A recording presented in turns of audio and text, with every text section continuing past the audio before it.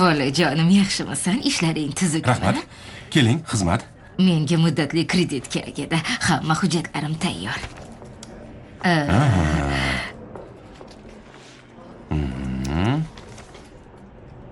Ijobiy hal qilib berasan-a? Sizda firma bormi? Nega unda jismoniy shaxs sifatida topshiryapsiz? Hozir kichik biznesni qo'llab-quvvatlash doirasida yuridik shaxslarga kam foizli kredit berilyapti. Bu nima degani? Hozir tushuntiraman. Masalan, mana bu siz. Ko'ylagingiz rangi ham shunaqa ekan. Bu esa firma. Bankka birga borasiz. Bu esa biz. Yo'q. O'g'lim, bu darajada ahmoq emasman.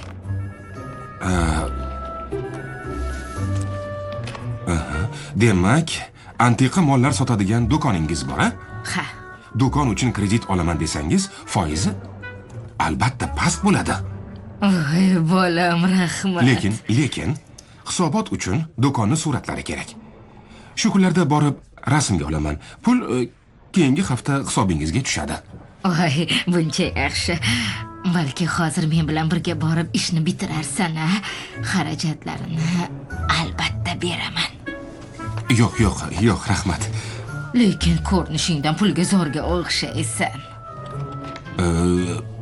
Balki yuzim shunaqadir. O'g'lim, iltimos, hujjatlarni bugun rasmiylashtiraylik.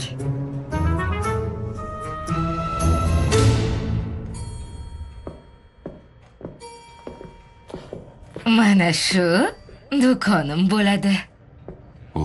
Yomon emas. Mijozlar bormi? Albatta. Kimdir sotib oladi, boshqasi esa topshiradi. Qara. Demak, boshlaymiz.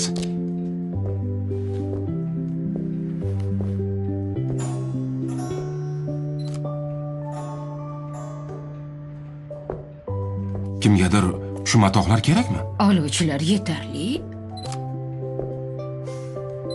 Bunaqa do'konga kirmagan ekanman. Qabrgacha ilm ol deyshadi-ku. Demak, shanba kunlari Arbat ko'chasiga ham sotishga chiqarkansiz-da? Ha, katta omborxonaga o'xshar ekan.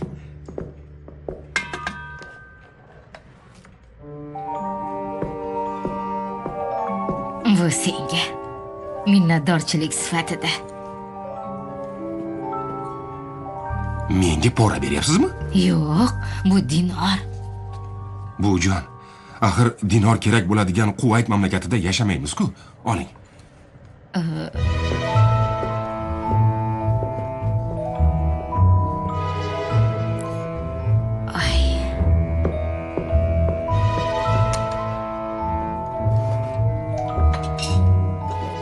Sevgilim, qayda qolding? Mana bu-chi. Buvi, hech narsa kerak emas dedim-ku, qo'ysangizchi. Shunchaki sovg'a bu. Olmasang xafa bo'laman. Bujon, shart emas.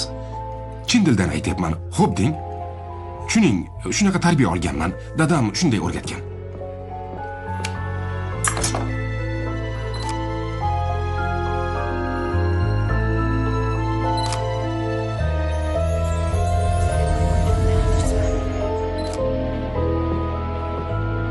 Mana shuni ol. Buvijon, bo'ldi qiling. Sizga aytdim-ku, hech narsa kerak emas deb. Xo'p, deya qol bolam.